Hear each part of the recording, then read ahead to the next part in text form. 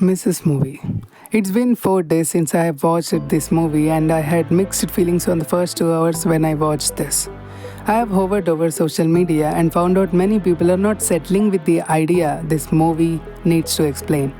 Some have called it feminist propaganda, some have called it pseudo feminism, some have called it just a boring movie.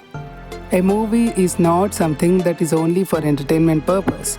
We also have to remember the fact that movies also hold a responsibility to show the reflection of our society and also give us a hammer to shape it. And in the process of shaping something into a new one, people call it the change. And the change only happens when it is needed. And trust me, the change is needed. And this movie shows us why. People have been criticizing this movie for its representation of the female protagonist, Richa.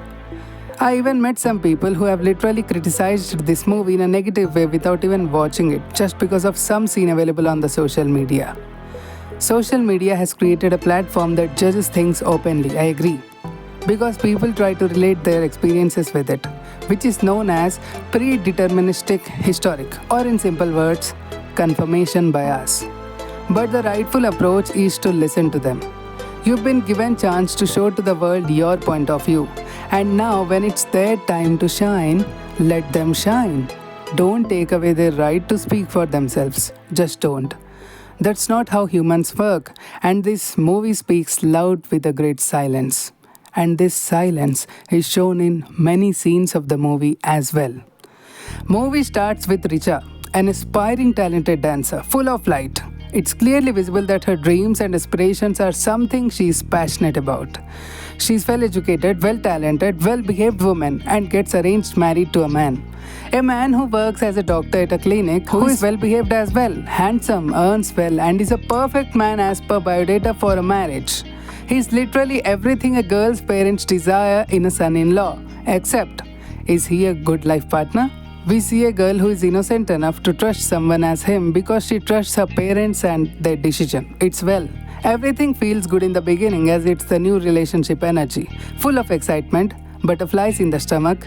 Soon they get married, and the father-in-law welcomes her as our new daughter. Next day starts where we see her mother-in-law, a PhD holder, doing all the chores in the home. It's not bad if she's doing all the things at home by herself, but here's the thing. By herself.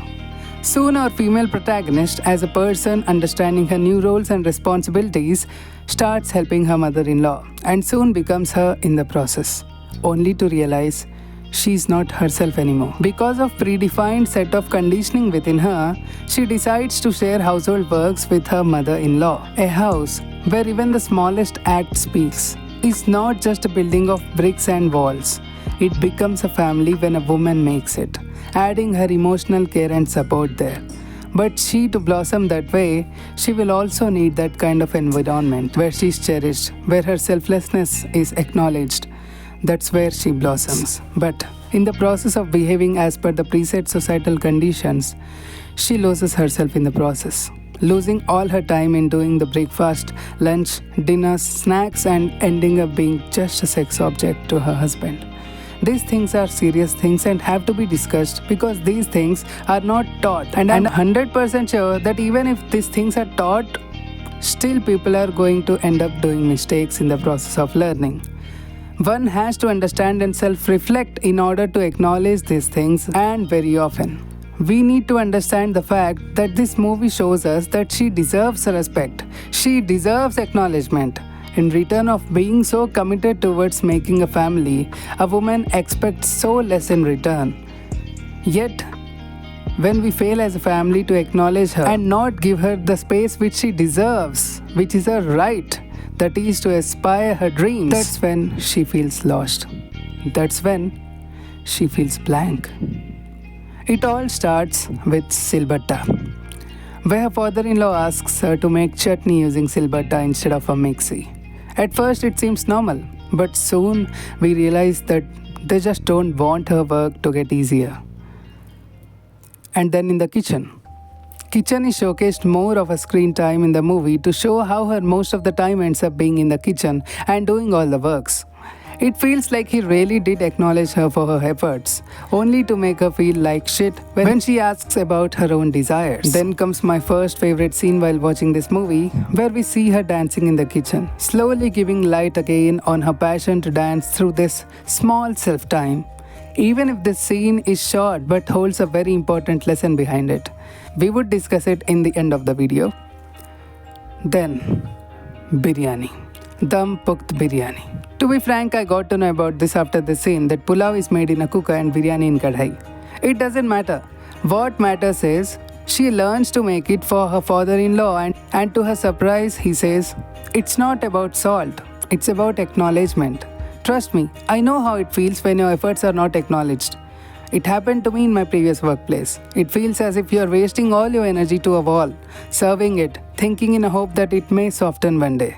As if you are chasing a ghost, and it is never going to happen." And when she feels sad about it and talks about it with her mom, she says, "Adjust kar." See, this is the problem. We have been teaching children to adjust all the time since childhood. What about their aspirations, their choices? Such things make them think it's very normal, guys. Don't do it. It makes all of us think it is very normal to adjust in life, which is not right. This is one of the preset conditioning we have been developed and programmed due to the societal conditions. She has been adjusting since the very fucking beginning, and I don't know why she was doing so. I understand she was just being good enough to willingly play her new role, but guys, at this point I feel she should have not done all of it since the very beginning. Never overdo anything for anyone. Trust me, the more you do, the more people expect. She's been adjusting in the kitchen, in her life, in her dreams, in her career, even in this pipeline leakage under the sink of her kitchen. This leakage is a totem that signifies how she's trying to settle and over-explain herself about adjusting in this house. In the end, I loved it when she finally decided she needs to change this entire pipeline itself.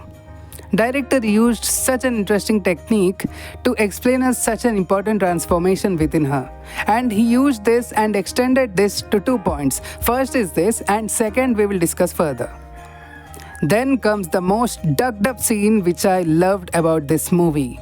When she says she's on periods.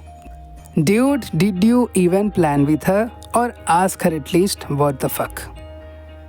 Then, when she confronts them and tells them she wants to follow her passion, you know what? I feel like she's literally married to a robot of this matrix called society. And when she tells them that she wants to follow her passion, do a job, they feel as if she's malfunctioning.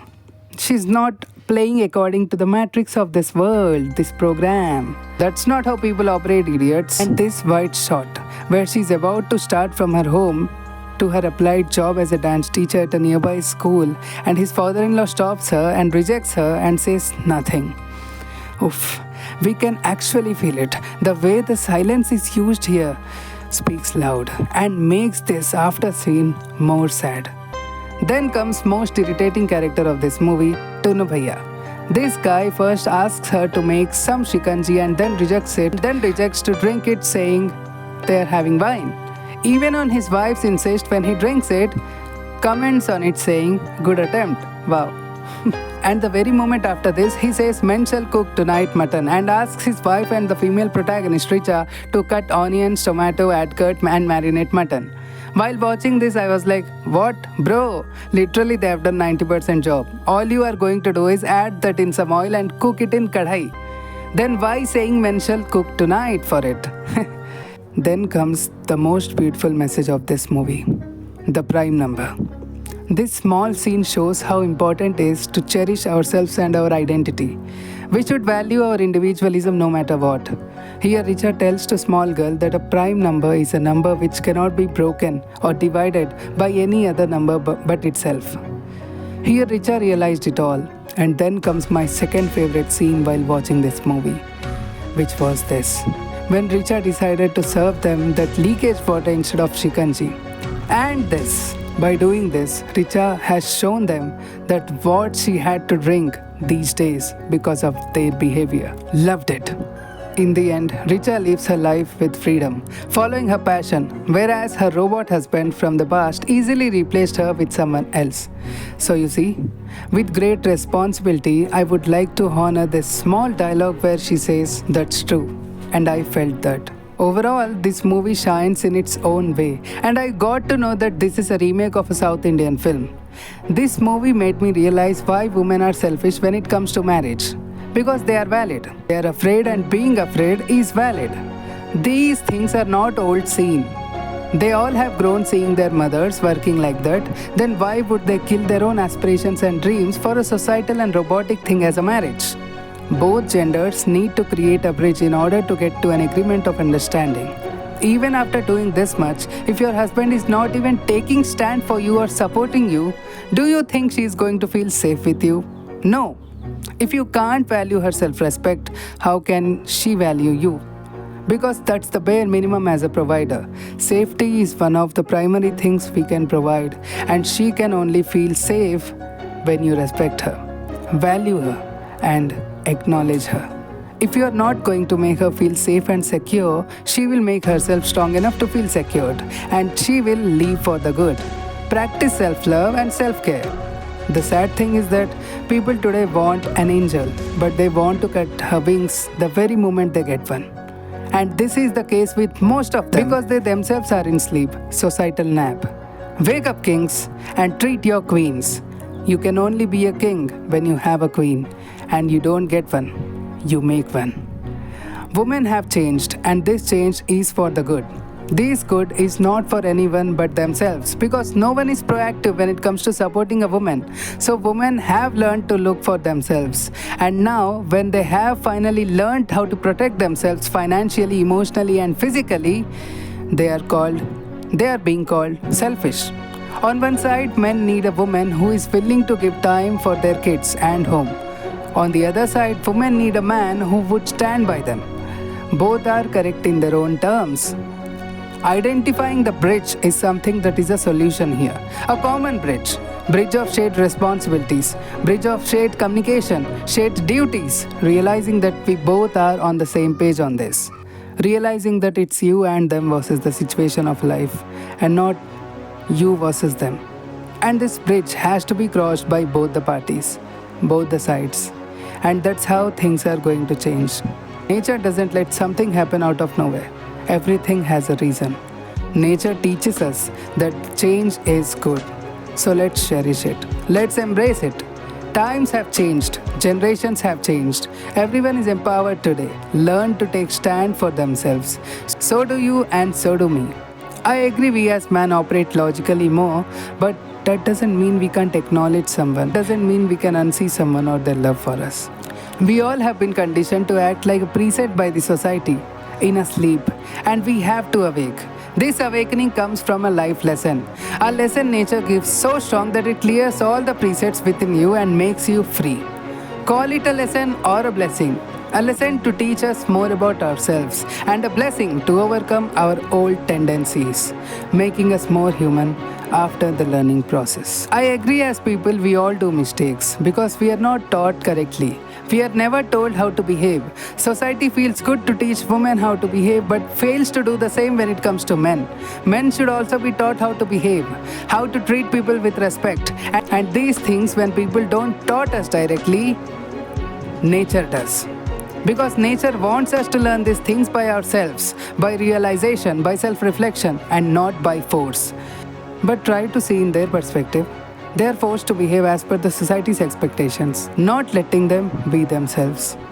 We all have been conditioned to act like a preset by the society, in a sleep, and we have to awake. This awakening comes from a life lesson. A lesson nature gives so strong that it clears all the presets within you and makes you free. A lesson to teach us more about ourselves, and a blessing to overcome our old tendencies, making us more human after the learning process. Thank you.